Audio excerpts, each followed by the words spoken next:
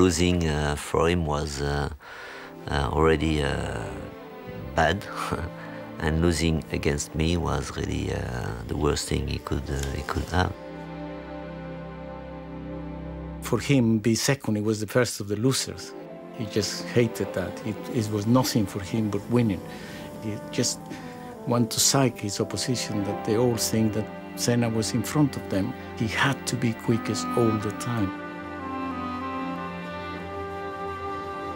Ayrton would enter a corner faster than he'd ever been before and trust that something inside Ayrton Senna would help get him and the car around the corner. And that's an act of trust or faith or whatever you want to call it.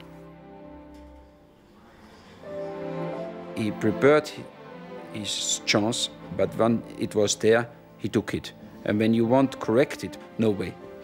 That was a crash, you know. So in the end of the day, when you saw the yellow helmet, you know you're in troubles. I always thought that he was just too intense about winning, and he actually believed that he had a God-given right to win.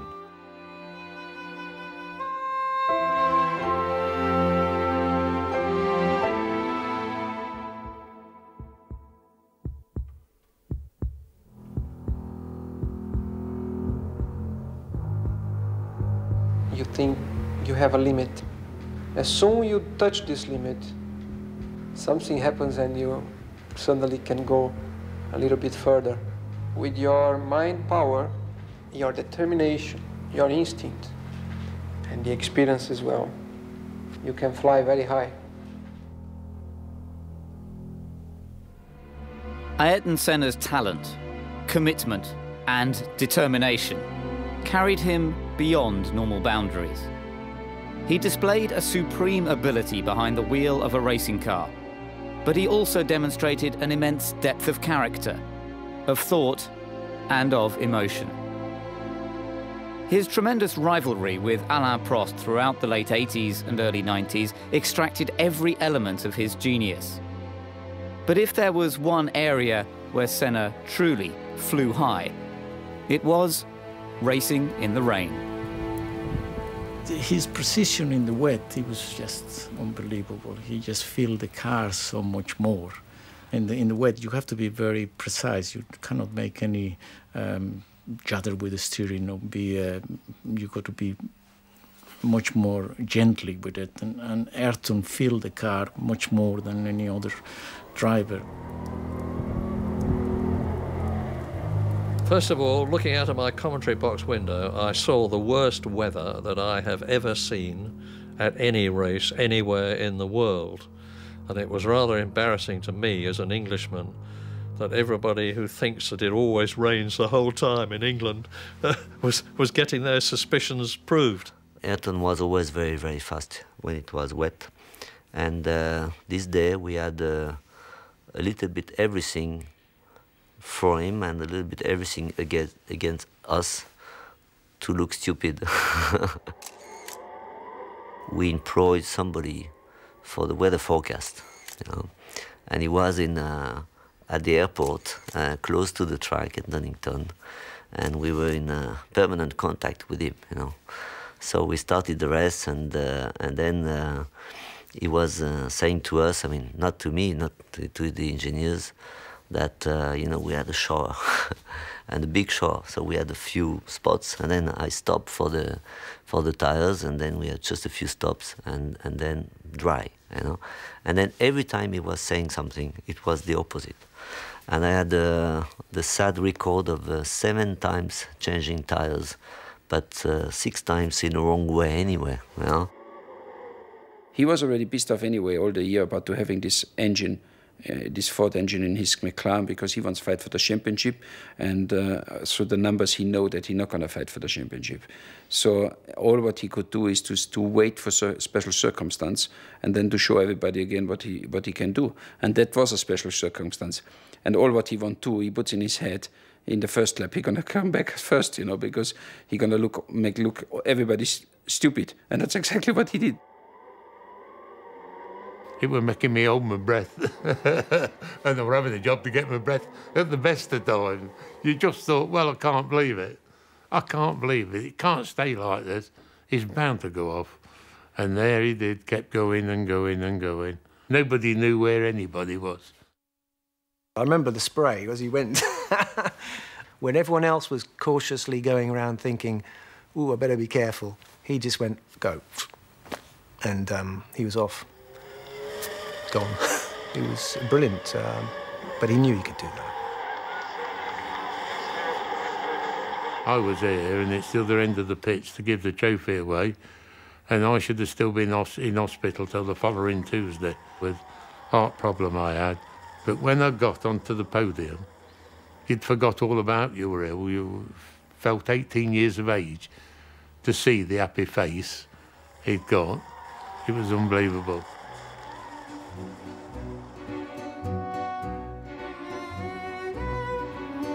His roots were firmly grounded in the sprawling steel-making city of São Paulo, the industrial heartland of Brazil. Here, amid the energy and bustle of South American commerce, Ayrton developed his talents on the kart track at Interlagos and began a collection of trophies that would become greatly cherished by his close-knit family. O Ayrton sempre foi uma pessoa extremamente determinada. Ele sabia exatamente o que ele queria e ele ia atrás daquilo até conseguir. Ele era extremamente persistente. Quando ele era pequeno, a gente chamava ele de teimoso, porque ele ia assim até o fim, aonde ele queria chegar. De criança, eu lembro muito a época que ele corria, que ele treinava de kart, da época que ele, inclusive, foi viajar para fora, e nas viagens que ele fez para fora para correr em campeonatos de kart, eram viagens rápidas, mas que sempre tinha uma expectativa muito grande de que resultado que ele ia obter, e sempre ele teve, cada ano ele tinha resultados muito positivos. Então as minhas recordações são muito ligadas a isso, porque a vida dele era muito, muito ligada ao automobilismo. Desde que eu nasci, desde que eu me lembro, ele já andava de kart quando eu nasci. Before long, kart racers in Brazil and all around the world became all too aware of the driver in the yellow helmet. O Ayrton, eu conheci ele quando ele era um garoto de kart, ele era piloto de kart. Mas na época eu já pintava para o Emerson Fittipaldi, que era bicampeão mundial de Fórmula 1, para o Nelson Piquet, que já estava na Fórmula 1, então ele queria criar a sua identidade também. Então eu resolvi, pensando em colocar uma cor quente no capacete, como a Ferrari, que é vermelha, pintei ele de amarelo, certo? Com duas faixas saindo em verde e azul, saindo como se fossem os olhos dele, porque dá movimento e dá agressividade também.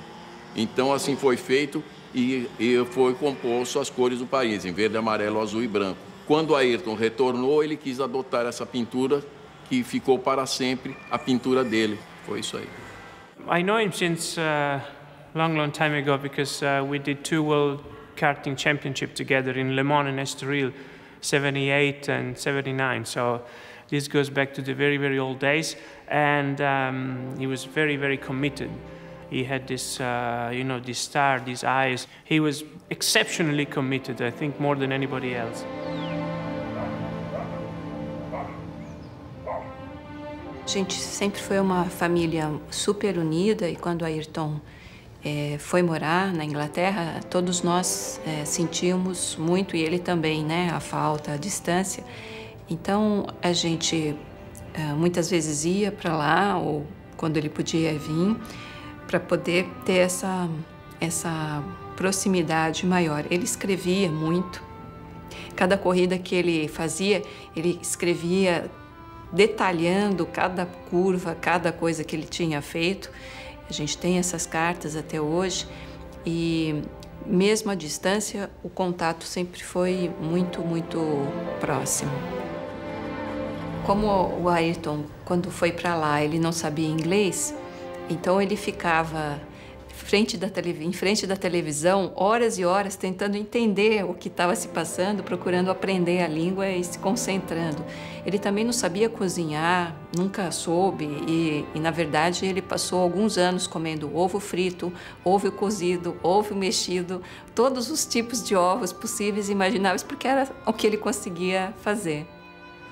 Quando o Ayrton me procurou, em 1984, em janeiro, ele tinha muita preocupação com o preparo físico, com a sua saúde, porque ele era muito magro, uma pessoa realmente fraca, e era até chamado Franzino Ayrton Senna pela mídia. Nós iniciamos um trabalho, percebemos a vontade férrea que ele tinha de buscar ser mais forte, mais resistente.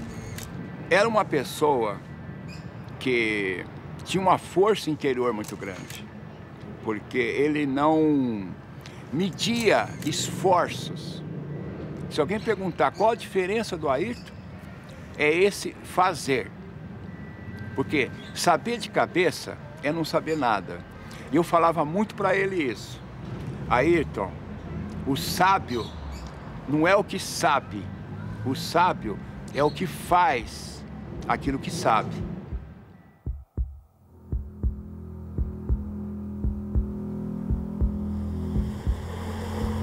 It's not simply a stronger muscle or a better tonus in your muscle, but it's really the power, the strength you get, physically speaking, you know, to your body, but also to your mind.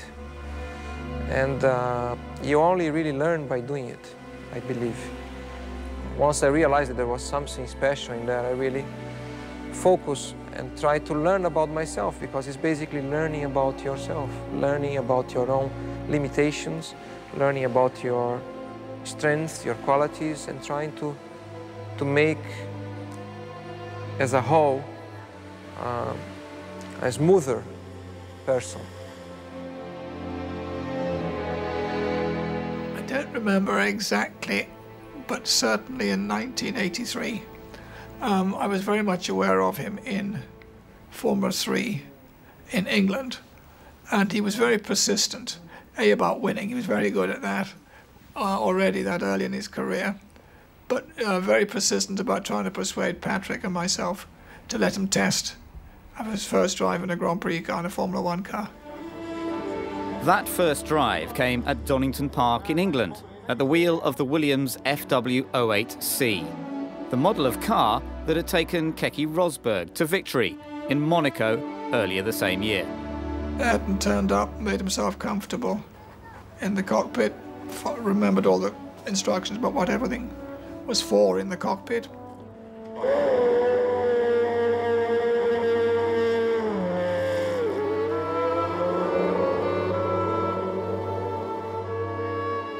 At the time, he was only halfway through his first season of Formula 3, but he was totally undaunted by the Grand Prix car with triple the power of his usual mount.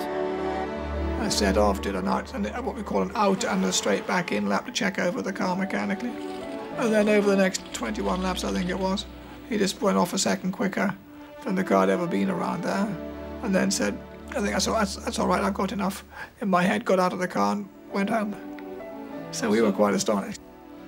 In that particular day, it was obvious that his brain was in total control of everything else, was just ahead of the game, clearly belonged in a Grand Prix car. He was born for that, if you like. We weren't ready to put him in the team in '84, partly for contractual obligations to other drivers. And then he went off to Lotus and then to McLaren. So it was quite a long while before we were able to offer him a seat, which was for '94. When he went to Tolman, it was fantastic to see another Brazilian driving. I mean, by instinct, I was always more of a fan of Ayrton than I had with any other Brazilian Formula One. I never had the chance to see Emerson, but I had the chance to see Nelson. With Ayrton, was different. I felt like you know, he was driving tremendously, and he was going to be a champ. I remember we had a discussion about top drivers like Nelson Piquet or whatever. And I said to Ron and even other people, take the best young guy coming, you know, to get a very strong team is Ayrton. They all said to me, why you want to have Ayrton, you know? So yeah, why not, you know? I mean, it's thinking about the team. So having a teammate like Ayrton was very, very different to all the teammates I had, you know. And also for Formula One, it was really exceptional to have two drivers of this same caliber. When Ayrton came into Formula One, Alain Prost was the top. He was #1, and he was the one that he wanted to catch. He wanted to beat him.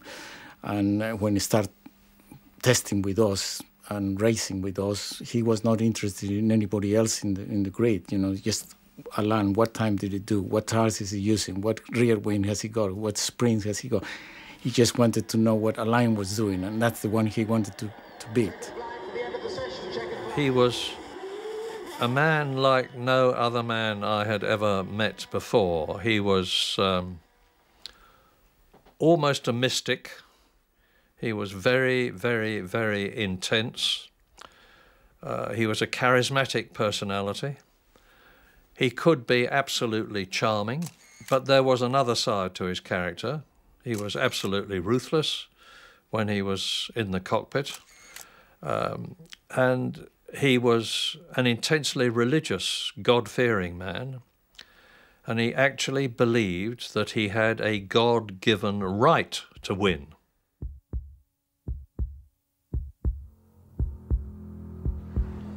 The main thing is to be yourself and not allow people to disturb you, to be different because they want you to be different. You gotta be yourself. Many times it's through a mistake due to your own personality or your own character or interference that you get on the way that you learn. And the main thing is to make sure you learn through your mistakes and get better. I believe in the ability of focusing strongly in something, then you're able to extract even more out of it. His whole life was concentration for the race or for the championship. He had no family, no children, nothing, you know, so it looks like he was living only for that. Ma durante le corse la cosa più difficile è quella di tenere la concentrazione, essere sempre concentrati, di non avere problemi che possono distogliere l'attenzione ai problemi reali della corsa, essere preparato tecnicamente e sapere cosa fare nel momento migliore e non fare errori né dal punto di vista tecnico né dal punto di vista umano. In the time of the very sophisticated racing cars we had with skirts and electronic suspensions and all that, where you have to put the car up on the straights and then lower down before the corner. You have to do so many things on the car. Ovviamente qualsiasi pilota che partecipa ad una manifestazione sportiva automobilistica, a prescindere che sia Formula 1 o altre categorie, è esposta a dei rischi. Questi rischi sono considerati, nessuno corre senza utilizzare la testa, perché un pilota senza la testa non ha futuro. Un pilota senza la testa ha una carriera molto breve perché farà molti incidenti e si farà sicuramente male. Quindi questa è una categoria dove serve essere veloci, performanti, costanti e intelligenti. As a racing driver, one has to be in tune with your emotions, your body, your mind, your psychology, all these things. So I think Ayrton had those qualities in abundance, and he was questioning. He seemed like a driver who was constantly questioning what it was to be a racing driver. Once he get into the concentrate, he didn't feel anymore any pain, he didn't feel anymore any stress, he didn't feel anymore. He was just in another world. As we all been, a kind of, but his one, he was more intensive. He was a step ahead. There's a state of mind that one is raised to where it becomes sort of transcendental. And Ayrton spoke about things to do with his concentration when he was in qualifying. He talked about a state of mind that he got into whereby he was there but not really driving the car. And these are things that speak of his level of concentration that he achieved as a racing driver. You had to do these famous qualifying laps. It was something where you was in the box, you watched still the monitor, you watched your competitors, you had to talk with your engineer, how is the wind, how is the sun, how is the asphalt temperature. And then suddenly the engineer told you, now let's go. That let's go means you had to switch a button and to say, okay, and now I have to be fully concentrate and actually getting into another world where everything starts to go in slow motion, because when you do a quick lap, you try to see everything in slow motion, to do all the fine things right. And it's a kind of a dream. Everyone who followed Formula One recognised that Senna was the master of qualifying. If you go for a corner on qualifying tyres with extra horsepower and you've never had that all weekend, how do you anticipate how fast you can go? How do we know how fast the car is capable? So Ayrton would enter a corner faster than he'd ever been before and trust that something inside Ayrton Senna would help get him and the car around the corner. And that's an act of trust or faith or whatever you want to call it. He explored his ultimate capabilities more than any driver seems to have done. The thing with him, he was such a good driver that he used to adapt to the car. When he couldn't make the car going quicker, you know, he could make quicker a wheelbar, whatever you give him in his hands, he could make it quicker, because he changed the car and he didn't get it to his liking. Then he adapted to the car. How many times you have a car that is perfect how you like it? When you have a car that is perfect, Alain was unbeatable.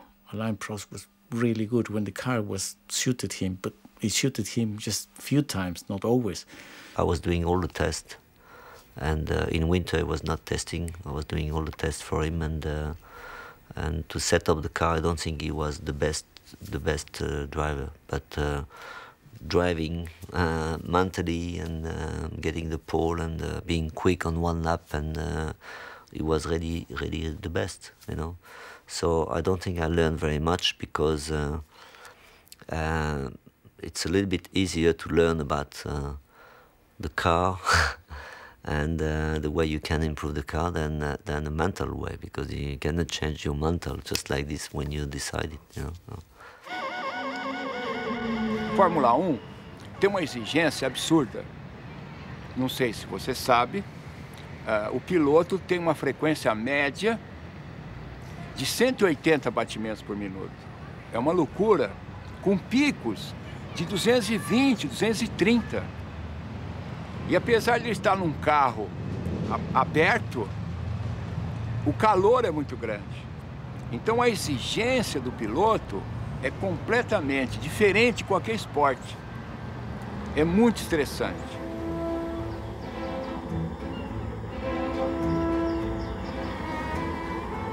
Havia sofrimento, claro. Trabalhávamos a 1h da tarde, que é horário de verão, para pegar o maior calor. Porque para o Ayrton interessava, lá na Fórmula 1, quando a competição era extremamente desgastante. Quanto pior, melhor. Por quê? Porque ele estava muito mais preparado do que as outras pessoas, do que os outros pilotos, que na época não se dedicavam ao trabalho com o corpo, com a mente, com as emoções, com o espírito. Por isso, ele se tornou imbatível. Eu lembro quando começamos com a meditação, ele tinha uma dificuldade muito grande de não pensar. Tinha assim achava terrivelmente difícil fazer isso. No entanto, ele se envolveu tanto com esse processo de meditação que ele conseguiu momentos de uma profundidade mental tão eloquente que atingia níveis inigualáveis de profundidade, que ajudava muito nas tomadas de tempo, ajudava muito nos seus recordes, nas suas vitórias, porque a concentração dele era máxima devido a esse trabalho de meditação, de respiração, de relaxamento. Monaco was a special place for Senna. He shot to fame by nearly winning the race in his debut season and would go on to take victory in the Principality a record 6 times. On his first outing in a McLaren, however, Prost thought he had him on the ropes. In Monaco, where he was not very good into the weekend, was the first Thursday was ahead of him, and Saturday almost the whole day was ahead of him, until the last qualifying lap, where just like this, and he went quick, and he got the pole for just a little bit, but I could not imagine that he could come back just like this, because he was not going that well. And he said in a press conference that he went outside the car and he looked at the car, how the car was behaving on the track, and then realizing what he was doing wrong and or what was wrong, came back in the car and drove at the perfection, in a perfect lap. For me, it was very difficult to hear that, In fact, it looks like everybody needed a guy like that, He was different. I was too boring, and he was different. Once you win it, and you've got to go all the way to the end, because you commit yourself to such a level where there is no compromise. You give everything you have, everything, absolutely everything. And sometimes you find even more, because it requires more if you want still to be ahead, if you want to win. The uncanny will to win that he had, I've never seen it in any other sportsman. I certainly haven't been connected to anybody that had that fear, determination to succeed and to win.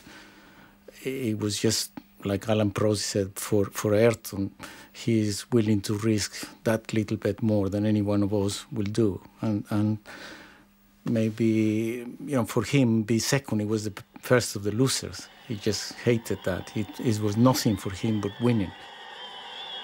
Losing for him was already bad, and losing against me was really the worst thing he could have.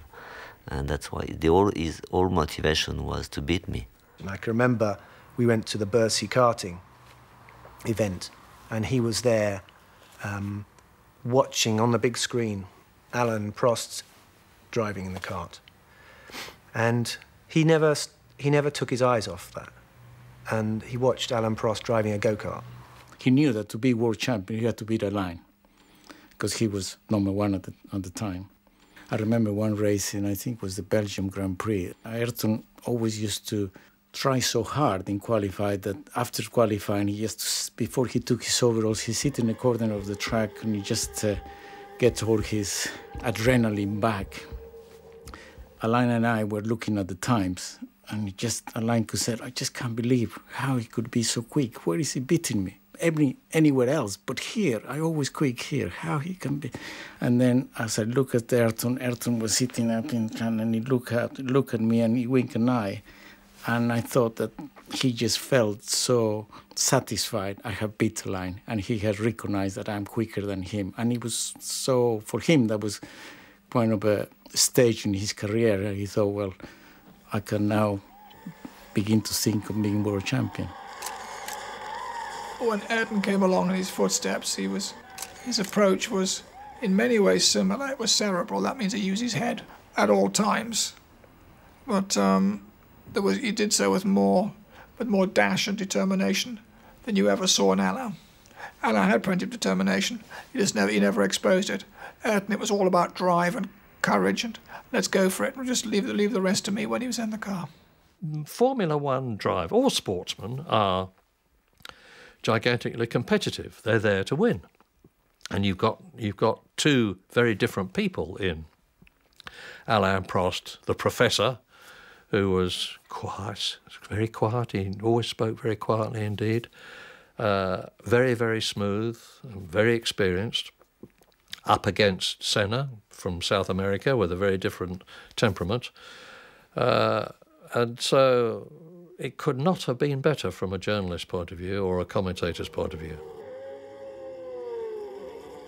The fact that we were fighting so hard together, we were putting the level of, the performance of the car and the team at a very high level. And if you're talking about the briefings, we were spending 3, 4, 5 hours into the briefing. It was for two reasons. First reason is to improve the car and the team. And the second reason is to be sure that we could not forget something that could suit us or suit me, for example, better than Ayrton, or Ayrton would think of something suit me better than Alain. At the end, it could also become a psychology. If you have a briefing, there's no way that I could go out of the briefing before Ayrton, and Ayrton could not go out of the briefing before me anyway. So we're going out together.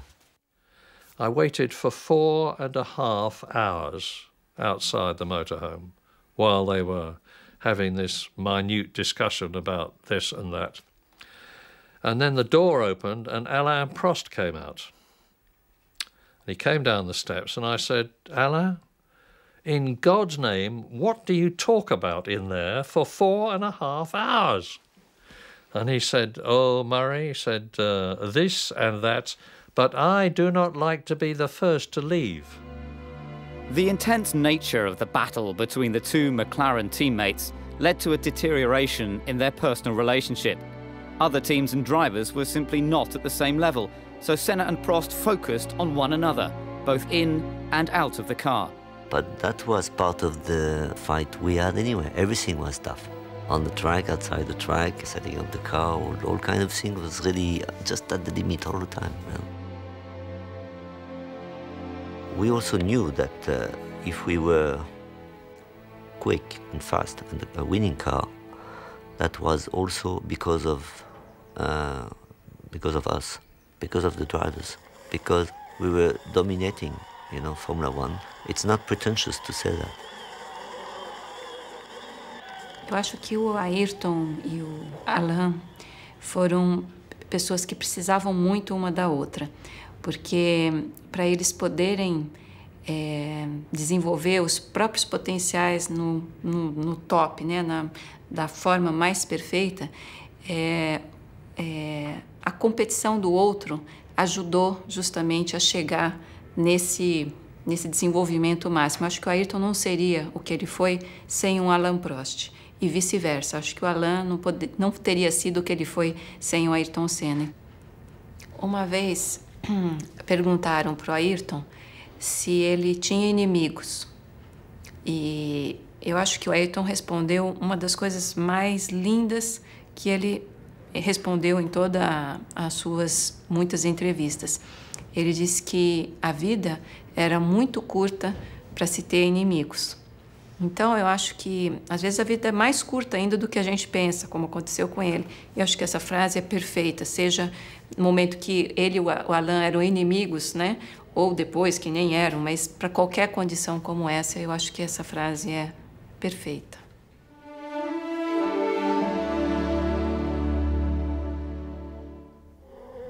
When you are under a lot of pressure, in a critical moment, in a championship or in a particular race, it's the one that can put together the combination between aggressivity and calculating things that will get the best result.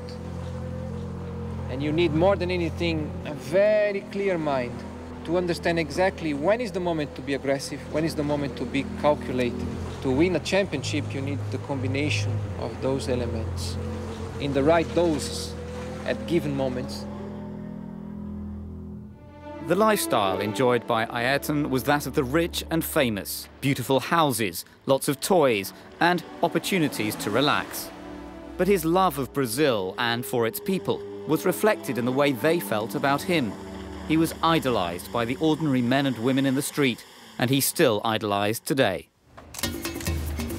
Máximo, pessoa extraordinária, maravilhosa.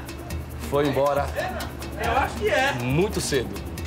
certo. Vagabundo, meu, é ele! Oh, esse pra nós aqui é o melhor do mundo. Muito legal, muita saudade dele. Faz muita falta pro esporte brasileiro. Representava muita alegria, né? Ao domingo, tinha muita emoção nas grandes corridas dele. Grande piloto, fez muita alegria para nós no Brasil. É difícil ter outro piloto igual o... Ai, que beleza! A pessoa representa tudo para o nosso país. Foi o maior ídolo, a maior glória, foi tudo. Acho que para todos os brasileiros nós é uma honra ter uma foto dessa aqui, observar assim e ter como lembrança, né?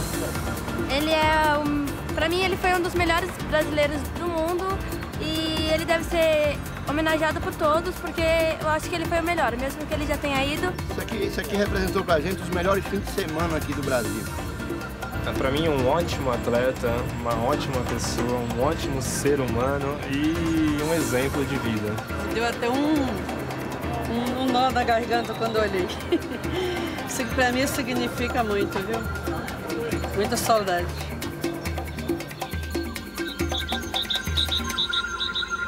Despite the access that Ayrton had to his own slice of paradise, he was always aware that there were many Brazilians who battled not for world championships, but simply to put food on the table and keep a roof overhead.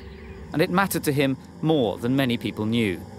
Ich glaube, das war das zweite Jahr, war ich in Brasilien mit ihm dann gefahren und wir sind fast durch diese Favelas, man sieht Favelas, da sieht man diese Armut, oder, auf der anderen Seite und du arbeitest mit jemandem, der mit seinem eigenen Flugzeug und der alles hat und so weiter. Sag ich, wie ist das? Hast du kein Problem? Wie geht es dir, wenn du dieses siehst, oder?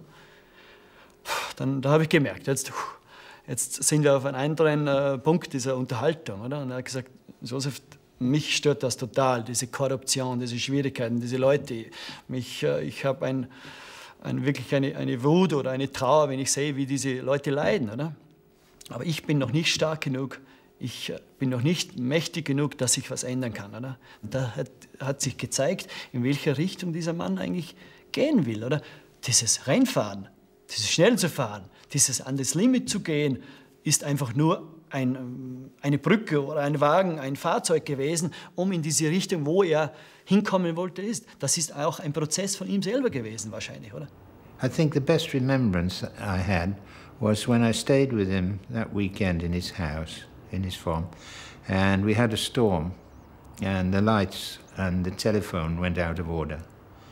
And I needed to phone my wife, who was in Scotland. So we went out, and we found a telephone box. So I phoned my wife, and he went outside. It was dark, and he was standing under a light, a street lamp, and some kids had seen him and recognized him, and by then he had 20 or 30 children around him, and he was chatting to them and signing the autographs for them.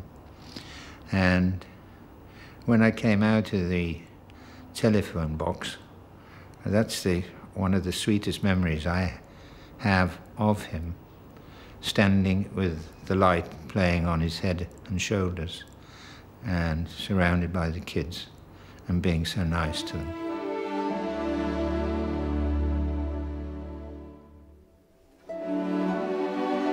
Dois meses antes do acidente, o Ayrton me procurou e disse que ele gostaria de fazer alguma coisa para ajudar crianças e jovens e me pediu para pensar a respeito e a gente voltaria a conversar.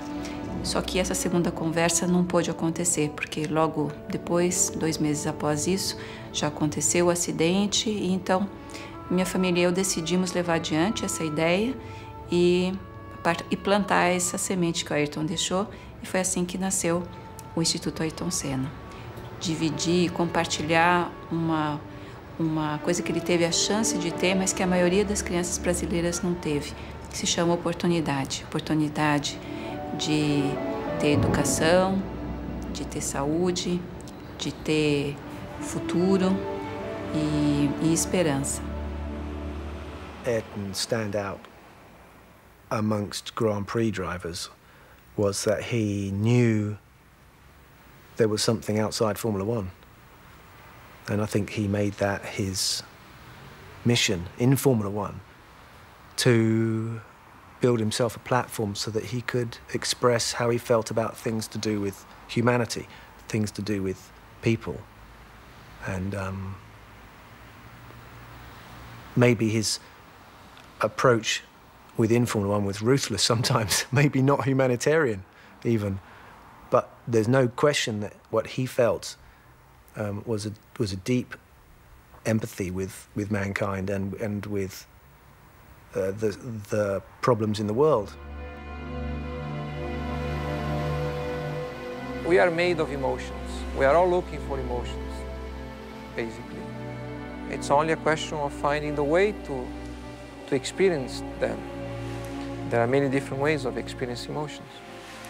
Perhaps one different thing, only that one particular thing that Formula One can provide you is that you know you are always exposed to danger. Danger of getting hurt, danger of dying.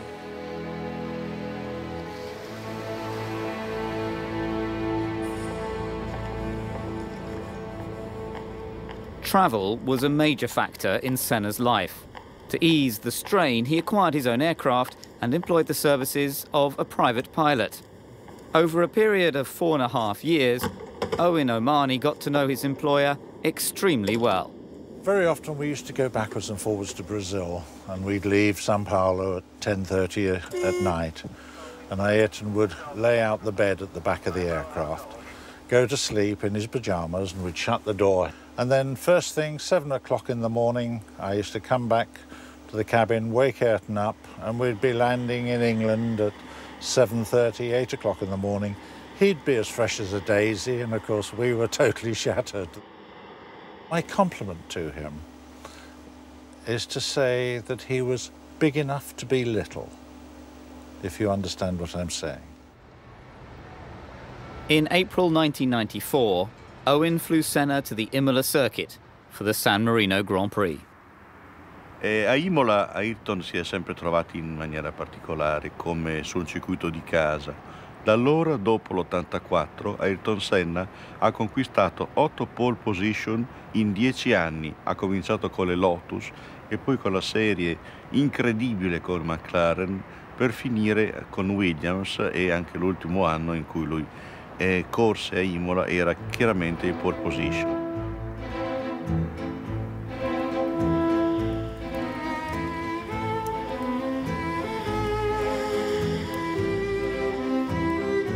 Lui era solito scendere non a Imola città, ma soggiornava a Castel San Pietro, dove c'era un albergo che gli piaceva particolarmente, aveva la pista per l'atterraggio dell'elicottero, era particolarmente chiaro. Era l'Hotel Castello, dove lui e la sua squadra risiedevano. Era una persona comunque molto, molto semplice, dolce e soprattutto riservato. Infatti chiedeva spesso di mangiare qui da noi nel ristorante, però voleva magari l'ultimo tavolo, quello più nascosto, più diciamo lontano dalle persone. The whole weekend was terrible. I mean, when first of all, the accident of Ruben Barrichello. Then the day after, Roland Ratzenberg, and Ayrton only met him the day before, because he was his first Grand Prix. And he was very upset about it. The team manager for Ratzenberger arrived, so I had to tell the team manager what had happened, and Senna was standing alongside me when I did that. And the team manager went away, and then Ayrton got very, very upset and cried a bit. And that's when I said to him, you know, Ayrton, you've been 3 times world champion, you're the fastest man in the world, and you like fishing. So I said, why don't you quit? And I'll quit, and we just go fishing. So when you asked him a difficult question, he wouldn't answer immediately. He would think. And he could see he was thinking, and how was he going to deal with that suggestion? And then finally he said, Sid, I can't quit. And I suggested to him that he didn't drive the rest of that weekend. And he said, and I've got to drive. I've got to drive tomorrow. He said, there's no way that I can stop driving at the moment. A special hello to our dear friend Alain. He says, we all miss you, Alain. In the morning, when we had this TV coverage, so I was doing my job, and then we look at the commentary of Ayrton, and the first thing he says is not, okay, I take this corner in first gear, second gear. He said, this first hello to Alain, Alain, I miss you. And I was really, you know, on live, and they put that in the morning, they put that before the rest. I mean, again, you know, I mean, people, so at the end it was like a sort of, all the friendship we had was a little bit hidden, you know, with all the fight we had was really, you know, just, we in the last 2 weeks, we had a sort of, so, that's good, you know, that, but in a strange way also.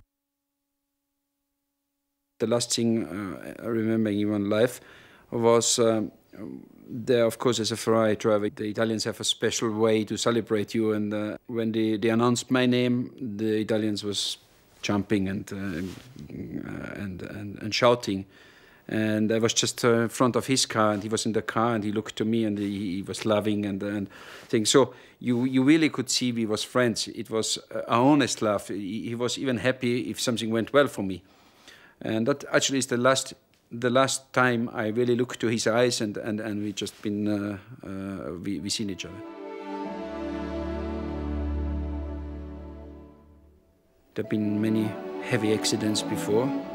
I had a very heavy accident in '89. I nearly died there, and Ayrton, one day after, Ayrton found me in the hospital, how I am, and I said to him, I'm okay, but I think this corner, it's very dangerous, and I think one day somebody gonna die there. It's too dangerous, and should be doing something. But okay, we was talking a bit, and then we went to testing to Imola a couple of months later, and Ayrton and myself say this corner should be changed, and we walked to this corner, and we looked how it could be changed, and we looked over the wall, and Ayrton says to me, but look, Gerhard, cannot change this. There's a rebar behind, so there's no way to move the wall.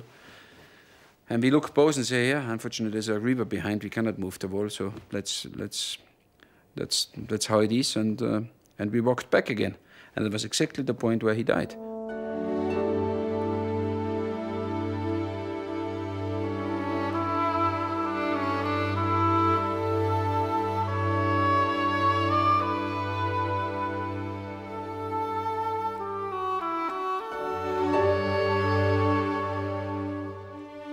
It was the worst day in the history of Formula One, because although many drivers were killed in Formula One before Ayrton Senna, none of them were as famous.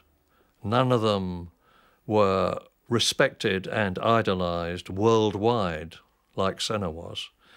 And the impact of Senna's death on Formula One in particular, motor racing in general, and the world at large was like had never happened before, has never happened since, and I pray that it never does happen again.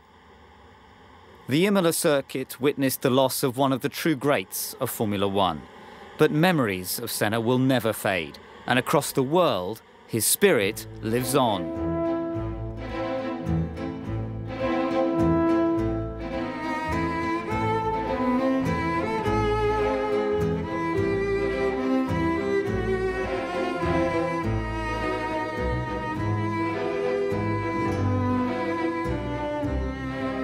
A ideia que eu tenho é que ele está muito próximo. Eu não sei como explicar. Eu sei apenas sentir. E a certeza de que ele está muito próximo, porque nós temos essa coisa com a morte, de que não devemos falar, não devemos pensar. A nossa civilização, ela renuncia à morte. Então, esses 10 anos parece que fica mais profundo, mais intenso, porque vão surgindo coisas no nosso inconsciente, esquecidas da sua meiguice, da sua forma de ser tão simples, que era a coisa que mais me marcou, era o jeito dele, humilde, simples. Uma vez o Ayrton disse que os ricos, as pessoas ricas, não podiam continuar vivendo numa ilha cercada por um mar de miséria, que todos nós respirávamos o mesmo ar e a gente precisava dar uma oportunidade, ao menos uma oportunidade fundamental para as crianças e jovens. Então essa é uma visão que o Ayrton tinha, que eu tenho e nasceu da minha família, como uma educação de valores que respeita a pessoa do outro e pensa que é importante que todos nós possamos ter oportunidades, dar certo, respeitar as pessoas e ser responsáveis, ser corresponsáveis pelo próprio país. Nesses 10 anos de trabalho, nós estamos completando também 10 anos esse ano, nós atendemos a 3.930.000 crianças e jovens em todo o país. If I did the things I did, it's because I had, first of all, a good opportunity in life to grow properly, to live well, live healthy, learn a lot, and I was led at the key moments to the right direction, I believe.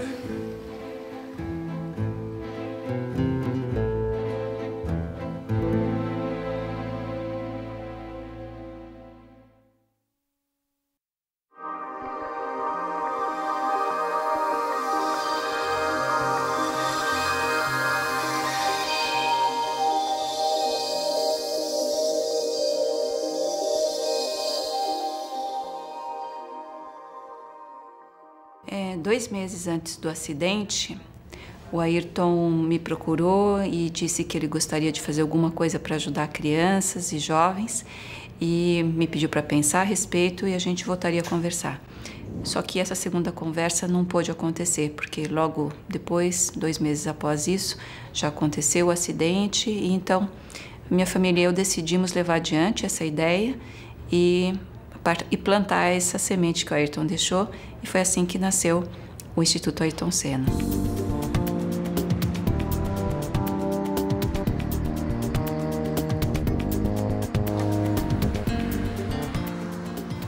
O objetivo da gente é dar para as crianças e jovens brasileiros a mesma oportunidade que o Ayrton teve, eu tive e algumas pessoas têm no Brasil, que é de desenvolver os próprios potenciais. Era isso que o Ayrton desejava, dividir, compartilhar uma coisa que ele teve a chance de ter, mas que a maioria das crianças brasileiras não teve, que se chama oportunidade. Oportunidade de ter educação, de ter saúde, de ter futuro e esperança.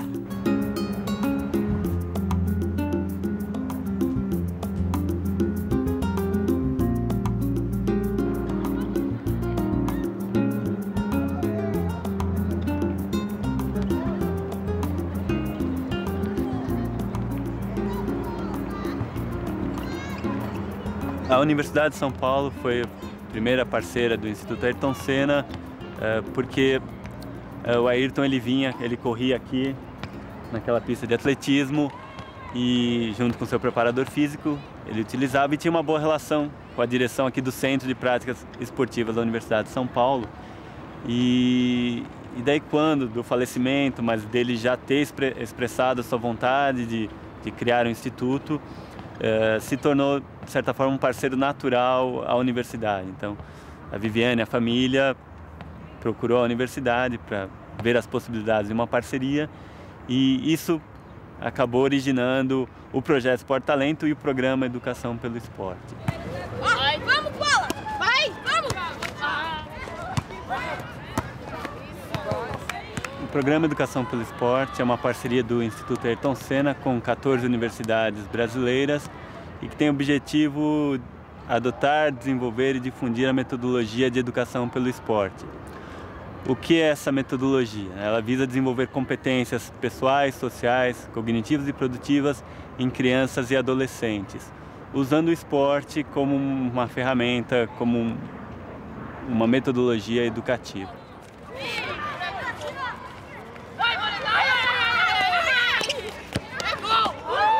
Lá a gente atende crianças em situação de risco, crianças que estão a maior parte do tempo delas na rua, nas ruas das favelas, nas ruas da cidade. E o que a gente oferece a elas é que elas poderão participar do projeto de esporte se elas voltarem para a escola. Dessa forma, elas ficam metade do tempo na escola pública e a outra metade do tempo, a outra metade do dia, dentro da universidade fazendo o programa de esporte. Com isso, elas têm o seu dia todo ocupado, elas chegam à noite cansadas, elas não têm mais tempo de ficar na rua aprendendo coisas erradas e, com isso, elas podem lá dentro ter todas as oportunidades de desenvolvimento para serem pessoas campeãs na vida.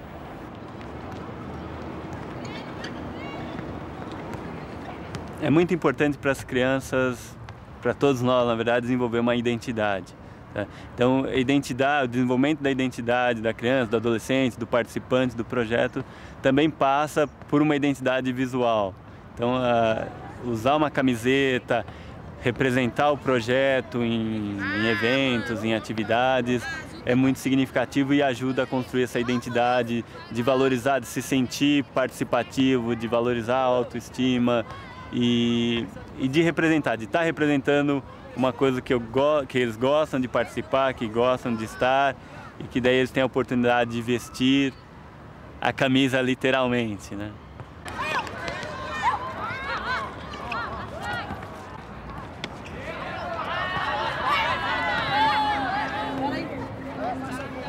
E hoje essa caracterização de estar no espaço da universidade também é muito importante para o programa, porque possibilita a garotada usufruir e estar no espaço, estar inserida em um espaço que eles têm pouquíssima oportunidade de se não tivesse o projeto de estar, né? E até de pensar na possibilidade do ensino universitário, de seguir na vida nos estudos, convivendo nesse espaço, que na verdade, de certa forma, até é um direito deles, né?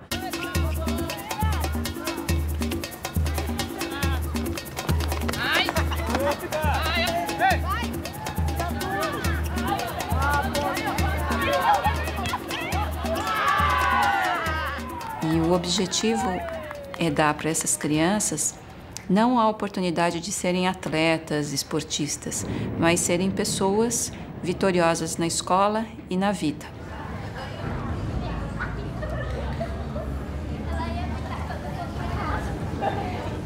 O Instituto Ayrton Senna é parceiro nosso há 8 anos, né? E nós brincamos muito aqui na escola, porque a gente fala assim, que a história da EIDISCA no futuro será contado antes do Instituto Ayrton Senna e depois do Instituto Ayrton Senna. Porque, de fato, há um formato muito singular na relação que o Instituto desenvolveu conosco. Eu acho que é um mix entre extremo profissionalismo e uma humanidade também muito grande na relação. Tem uma coisa que a Viviane fala muito, que o futuro das pessoas tem muito a ver com as oportunidades que têm e as opções que essas pessoas fazem. Eu acho que nas vidas institucionais isso acontece da mesma forma, né? Então, ter entrado em contato com o Instituto foi uma grande oportunidade para a EIDISCA, né? Eu adoro pensar que a gente está fazendo as escolhas certas, no sentido de estar também honrando, né, com essa parceria, né? Porque trabalhar na nossa só acaba sendo assim uma grande utopia partilhada coletivamente, não é? EIDISCA, Instituto e todos os outros parceiros que compõem essa causa. A região do Nordeste brasileiro é muito alvo de turismo sexual, ou seja, pessoas adultas do Brasil e especialmente da Europa vêm para o Nordeste brasileiro em procura de meninas de programa. Então, essas meninas se encontram em situação de risco, muito risco social. E foi criado, então, um programa por uma bailarina de lá, de Fortaleza, que é uma dessas cidades do Nordeste que mais recebe turistas sexuais, para criar uma oportunidade para essas crianças em situação de risco não serem vitimadas por esse tipo de atuação. Então, o objetivo do projeto é retirar essas crianças da situação de risco e, ao mesmo tempo, e muito mais importante, dar a elas a verdadeira oportunidade de se desenvolverem. Lá elas têm não só arte, acesso à arte, mas elas têm atendimento médico, odontológico, um apoio pedagógico para que elas possam dar certo na escola, elas têm a orientação profissional, elas têm o apoio familiar, ou seja, elas têm todas as condições para se desenvolverem como pessoas e não estarem mais na condição de risco de virarem prostitutas desse turismo sexual.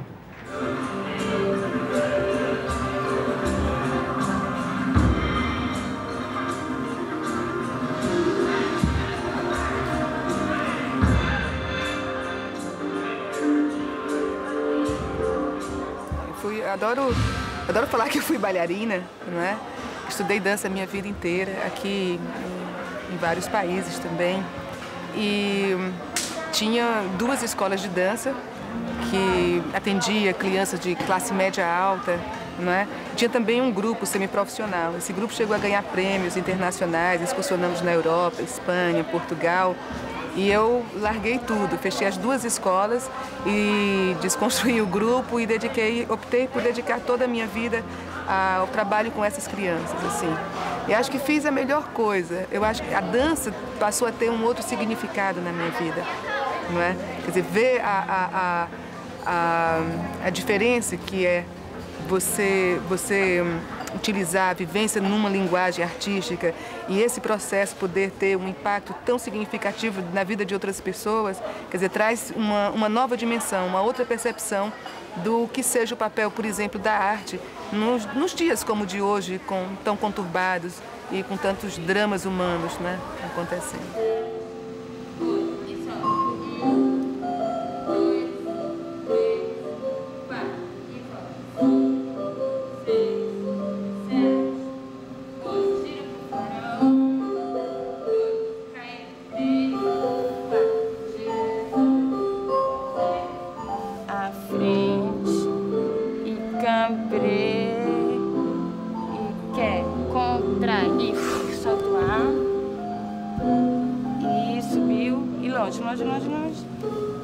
A questão da equidade social talvez seja a que tem o maior significado, né? Aquela coisa de que equidade não significa exatamente dar igual, né? Equidade é você dar na medida do que foi tomado, na medida do que faltou ser dado, não é? Então, nesse sentido, eu acho que a Edisca, de certa forma, ela meio que quebra alguns paradigmas da prática social, sobretudo no nosso Estado, não é? Quer dizer, dá para crianças uma escola de muito boa qualidade, com os melhores educadores disponíveis aqui na nossa cidade, não é? Uma escola em que o conceito estético ele está, e eu acho que é possível sentir isso em cada espaço, em cada ambiente, não é?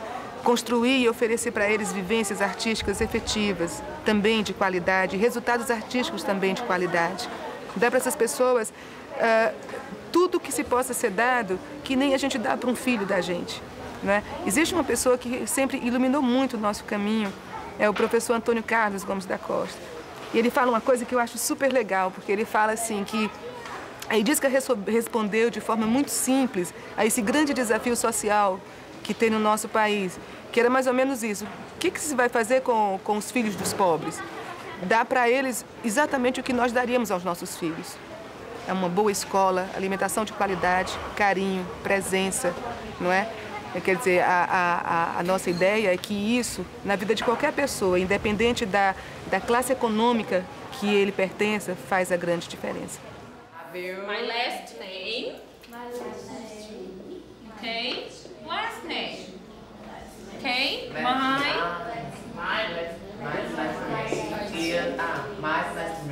name. Just repeat one more time. Last name. Last name.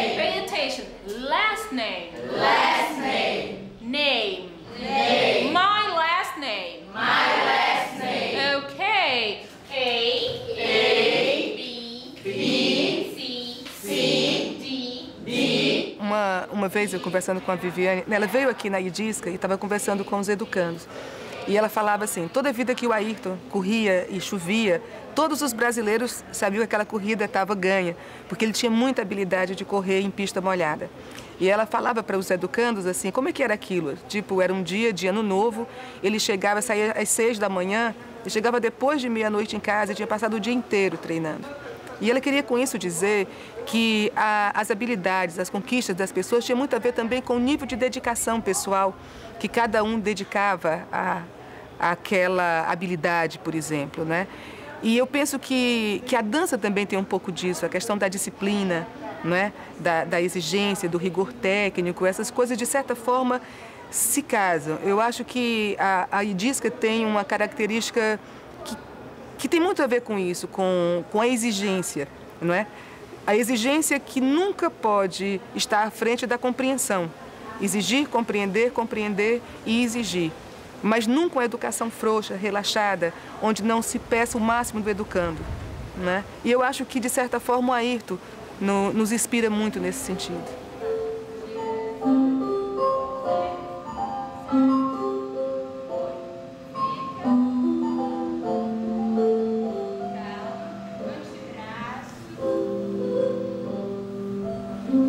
Hoje nós temos crianças nossas na universidade, por exemplo, fazendo engenharia.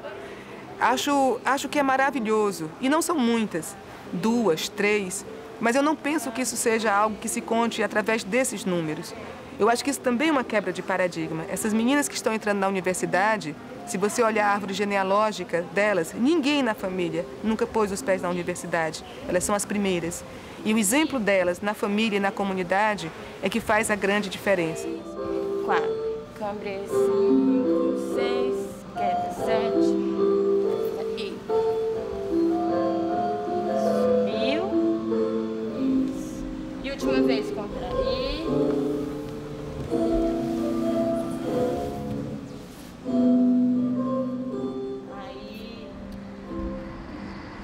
Nesses 10 anos de trabalho, nós estamos completando também 10 anos esse ano, nós atendemos a 3.930.000 crianças e jovens em todo o país. Nesse ano de 2004, nós estamos atendendo 1.200.000 crianças. Uma vez o Ayrton disse que os ricos, as pessoas ricas, não podiam continuar vivendo numa ilha cercada por um mar de miséria, que todos nós respirávamos o mesmo ar. E a gente precisava dar uma oportunidade, ao menos uma oportunidade fundamental para as crianças e jovens. Então, essa é E eu realmente sou privilegiado, eu sempre tive uma vida muito boa. Mas tudo isso que eu consegui foi através de dedicação, perseverança e muito desejo de atingir os meus objetivos, muito desejo de vitória. Vitória na vida, não vitória como piloto. E a vocês todos que assistiram e estão assistindo agora, eu digo que seja quem você for, seja qualquer posição que você tenha na vida, no nível altíssimo ou mais baixo social, tenha sempre como meta muita força, muita determinação e sempre faça tudo com muito amor e com muita fé em Deus, que um dia você chega lá, de alguma maneira você chega lá.